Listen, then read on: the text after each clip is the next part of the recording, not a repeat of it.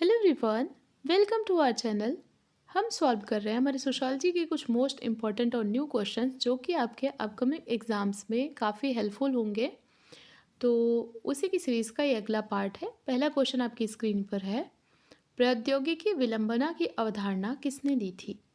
L T Hobhouse, मैकइवर pace, आगबर्न एवं निमकाफ या फिर इनमें से कोई नहीं। तो प्रौद्योगिकी विलंबना की बात हो रही है, तो ये कॉन्सेप्ट संबंधित है आपके मैकाइवर एवं पेज से।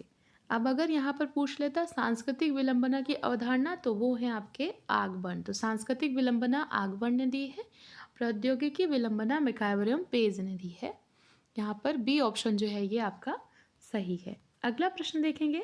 समाजशास्त्र में आमतौर पर वर्णित शब्द सामाजिक परिवर्तन, सोशल चेंज जो है वो क्या दर्शाता है? इनमें से कौन सा ऑप्शन है जो सामाजिक परिवर्तन को अच्छे से डिस्क्राइब कर रहा है? समय के साथ व्यक्तिगत व्यवहारों और अभिवृत्तियों में परिवर्तन की प्रक्रिया, समाज में सामाजिक संस्थाओं और संरचनाओं का परिवर्तन, सामाजिक अंतःक्रियाओं पर तकनीकी प्रगतियों का प्रभाव, इनमें से कोई नहीं। तो सोशल चेंज की बात हो रही है, तो देखिए व्यक्तिगत व्यवहार और अभिवृत्तियों में परिवर्तन की प्रक्रिया यानी व्यक्ति की बात तो होगी नहीं। फिर सी ऑप्शन क्या कह रहा है? अंतःक्रियाओं पर तकनीकी प्रगतियों का प्रभाव, तो सिर्फ यही नहीं है। सामाजिक परिवर्तन की बात हो रही है, तो समाज में जो संस्थाएं हैं और संरचना है उसमें जब परिवर्तन होता है तो हम कहेंगे कि सामाजिक परिवर्तन हो रहा है। तो बी ऑप्शन जो है ये आपका यहाँ पर ज़्यादा अप्रोप्रिएट है, तो ये सही हो जाएगा। नेक्स्ट क्वेश्चन देखेंगे। लोक नगरीय निरंतरता की अवधारणा किसने विकसित की? W J Thomas, Robert Redfield, Louis Wirth या फिर इनमें से कोई नहीं। तो लोक नगरीय निरंतरता या फिर लोक नगरीय सातत्य की अवधारणा से संबंधित हैं आपके रॉबर्ट रेडफील्ड। यहाँ पर बी ऑप्शन जो है ये फोक अर्बन कॉन्टिनम, कल भी मैंने इसमें करवाया था आपको। तो फोक अर्बन कॉन्टिनम जो है रॉबर्ट रेडफील्ड की अवधारणा है। अगला प्रश्न है, नगरीकरण की व्याख्या में किसने कहा कि नगरीकरण जो है एक बलून की तरह है जिसमें प्रत्येक समाज विज्ञानी अपना ही अर्थ भरता है? मतलब नगरीकरण को हर समाज विज्ञानी अपने अर्थ में परिभाषित करता है, ये किसका मानना है? T G McGee, P M Houser, D F Pocock या फिर इनमें से कोई नहीं। तो ये जो परिभाषा है ये परिभाषा है टी जी मैक्गी की। ए ऑप्शन जो है यहाँ पर आपका सही है कि नगरीकरण जो है एक बलून है, T G McGee. Next question है, औपचारिक सामाजिक नियंत्रण की अवधारणा किसको संदर्भित करती है? तो नियंत्रण के मेन दो टाइप, औपचारिक और अनौपचारिक। औपचारिक यानी लिखित नियंत्रण, कुछ इस तरीके का नियंत्रण जो कि औपचारिक संस्थाओं द्वारा किया जाए। तो अब ऑप्शन देखते हैं। समाजीकरण के माध्यम से सामाजिक मानदंडों और मूल्यों का आंतरीकरण। तो समाजीकरण के द्वारा अगर नियंत्रण हो रहा है तो वो तो फिर इनडायरेक्ट नियंत्रण हो गया, तो वो लिखित में नहीं हुआ, तो ये तो बिल्कुल नहीं है। व्यवहार को विनियमित करने के लिए अनौपचारिक प्रतिबंध और सामाजिक दबाव का उपयोग। तो अगर हम अनौपचारिक शब्द यूज़ करें, अनौपचारिक प्रतिबंध की बात कर रहे हैं, तो वो औपचारिक नहीं होगा, तो ये भी सही नहीं है।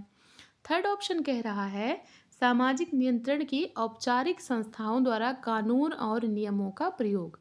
तो औपचारिक संस्थाएं जैसे कि कानून हो गया, जैसे सरकार हो गया, तो इनके द्वारा जब नियमों का प्रयोग और फिर नियंत्रण लाया जाता है तो उसको हम कहते हैं औपचारिक नियंत्रण। तो यहाँ पर सी ऑप्शन जो है ये आपका सही हो जाएगा कि औपचारिक संस्थाओं द्वारा कानून और नियमों का प्रयोग।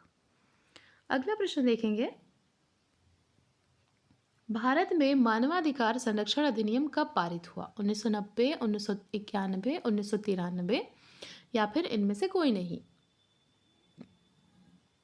तो भारत में मानवाधिकार संरक्षण अधिनियम पारित हुआ था 1993 में। सी ऑप्शन जो है ये आपका राइट है। नेक्स्ट क्वेश्चन, भारत में प्रेम के सैद्धांतिक और व्यवहारिक पक्षों को जितनी महत्ता प्राप्त है उसकी हमारे लिए कल्पना ही संभव नहीं है। यानी पश्चिमी जो देश हैं उनके लिए कल्पना ही संभव नहीं है जितना कि भारत में प्रेम को सैद्धांतिक और व्यवहारिक महत्व मिला हुआ है। ये किसका कथन है? Richard Smith, T N Carver, Gardner Murphy या फिर इनमें से कोई नहीं। तो यहाँ पर ये कथन है रिचर्ड स्मिथ का। ए ऑप्शन जो है ये आपका यहाँ पर करेक्ट है। नेक्स्ट क्वेश्चन है, कल्चरल शॉक क्या है? संस्कृति झटका, कल्चरल शॉक क्या है?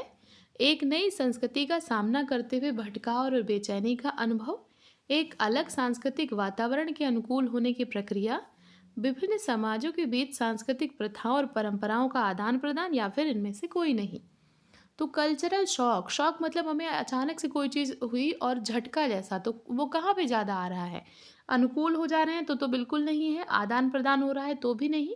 शॉक लगना मतलब नई संस्कृति का हम सामना कर रहे हैं और हमें एकदम से बेचैनी का अनुभव हो रहा है, हमें कोई आदर्श, कोई नियम कुछ समझ ही नहीं आ रहा है, तो भटकाव हो रहा है। तो कल्चरल शॉक जो है यहाँ पर ऑप्शन ए सही हो जाएगा आपका। अगला प्रश्न देखेंगे। इंटीग्रेशन ऑफ इंडियन स्टेट्स पुस्तक के लेखक कौन है? NRA, VP Menon, Joseph François, इनमें से कोई नहीं। तो ये पुस्तक है integration of Indian states, VP Menon की। बी ऑप्शन यहाँ पर आपका राइट है। Next question. किसने कहा हिंदू विवाह एक संस्कार है, इसको पवित्र माना जाता है क्योंकि पवित्र मंत्रों सहित धार्मिक कृत्यों को करने पर ही इसे पूर्ण किया जाता है? GS घुरिये हैं, KM कपाड़िया है, PH प्रभु हैं। तो हिंदू विवाह को एक संस्कार माना है KM कपाड़िया ने, वहीं पर मुस्लिम विवाह को इन्होंने एक समझौता माना था। बी ऑप्शन आपका यहाँ पर सही है। अगला प्रश्न है, किस समाजशास्त्री ने प्राथमिक और द्वितीयक आत्मसात की अवधारणा प्रस्तुत की? Robert park, Milton garden, email Durkheim, या फिर इनमें से कोई नहीं। तो प्राथमिक और द्वितीयक आत्मसात की अवधारणा दी थी मिल्टन गार्डन ने। बी ऑप्शन जो है ये यहाँ पर आपका सही है। अगला प्रश्न देखेंगे। नातेदारी के संबंध में ये किसने कहा कि ये एक छड़ी है जिसके सहारे व्यक्ति जीवन भर रहता है? तो नातेदारी को एक छड़ी किसने बताया है? Raymond Firth, Levi Strauss, Charles Winick, या फिर इनमें से कोई नहीं। तो ये कथन है रेमंड फर्थ का कि नातेदारी जो है एक छड़ी है, इसके सहारे व्यक्ति जीवन भर रहता है, रेमंड फर्थ। अगला प्रश्न। किसने जाति के 3 प्रमुख लक्षणों का उल्लेख किया? आनुवांशिक सदस्यता, अंतर्विवाह और सामाजिक अंतःक्रियाओं को नियमित करने वाले प्रतिमान। ऑप्शन में है कैथरीन गफ, ओपलर मॉरिस, NK दत्ता, या फिर इनमें से कोई नहीं। तो आनुवांशिक सदस्यता, अंतर्विवाह और सामाजिक अंतःक्रियाओं को नियमित करने वाले प्रतिमान, ये जाति के 3 प्रमुख लक्षण बताए थे ओपलर मॉरिस ने। बी ऑप्शन जो है ये आपका यहाँ पर राइट है। अगला प्रश्न है, अल्प उपयोगी या बिगड़े हुए शहरी क्षेत्रों को जीवंत कार्यात्मक स्थानों में पुनर्जीवित करने और बदलने की प्रक्रिया का वर्णन करने के लिए किस शब्द का उपयोग किया जाता है? मतलब जो थोड़ा सा खराब हो चुके हैं शहरी क्षेत्र, उनको पुनर्जीवित करने के लिए और उनमें कुछ बदलाव लाने के लिए हम कौन सा शब्द प्रयोग करते हैं? शहरीकरण, शहरी नवीनीकरण, शहरी क्षय, या फिर इनमें से कोई नहीं।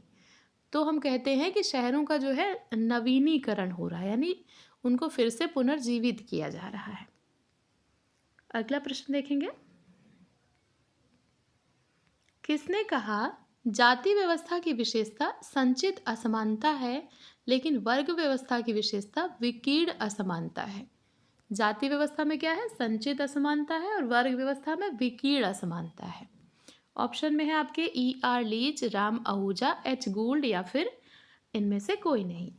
तो ये परिभाषा है आपके राम आहूजा की। बी ऑप्शन जो है ये आपका यहाँ पर सही है। नेक्स्ट क्वेश्चन है, किसने वर्ग के 7 मानदंडों का उल्लेख किया है, जिसमें आती हैं संपत्ति, परिवार या नातेदारी, आवास की स्थिति, आवास की अवधि, व्यवसाय, शिक्षा तथा धर्म? ऑप्शन में है बर्गेल, किंग्सले डेविस, रॉबर्ट वीरस्टीड, या फिर इनमें से कोई नहीं। तो ये 7 मानदंड बताए हैं वर्गों के, किसने बताए हैं? आपके रॉबर्ट वीरस्टीड ने बताए हैं। सी ऑप्शन जो है ये यहाँ पर सही है। अगला प्रश्न देखेंगे। सामाजिक पारिस्थितिकी में सामाजिक चयापचय की अवधारणा, इनमें से कौन से ऑप्शन है जो कि इसको अच्छे से डिस्क्राइब कर रहा है?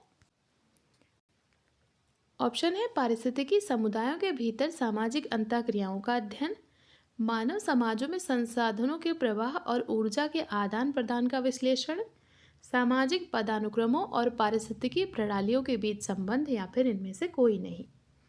तो सामाजिक चयापचय की बात हो रही है तो यहाँ पर हो जाएगा कि मानव समाज में संसाधनों का प्रवाह और ऊर्जा के आदान प्रदान का विश्लेषण।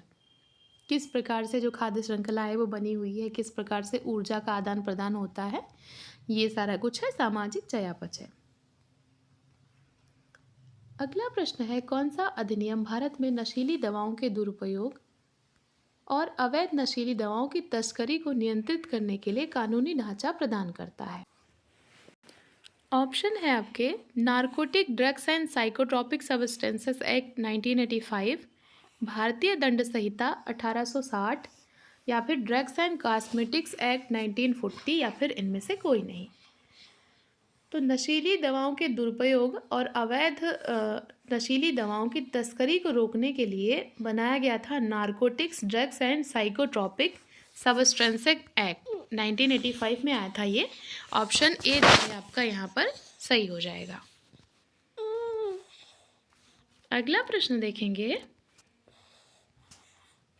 किस संविधान संशोधन के द्वारा पंचायती राज संस्थाओं में महिलाओं के लिए 1/3 आरक्षण यानी 33% आरक्षण या रिजर्वेशन जो है दिया गया है? कौन सा पंचायती राज कौन सा संविधान संशोधन है? 71वां संशोधन, 72वां संशोधन, 73वां संशोधन, या फिर इनमें से कोई नहीं? तो वो संशोधन था 73वां संविधान संशोधन। ऑप्शन सी जो है यहाँ पर आपका राइट है। अब आपके लिए एक क्वेश्चन है, 73वां संविधान संशोधन कब आया था? आपको उसका ईयर कमेंट करके बताना है। अगला प्रश्न देखेंगे, प्रसिद्ध हॉर्नबिल फेस्टिवल भारत के किस राज्य में हर वर्ष मनाया जाता है?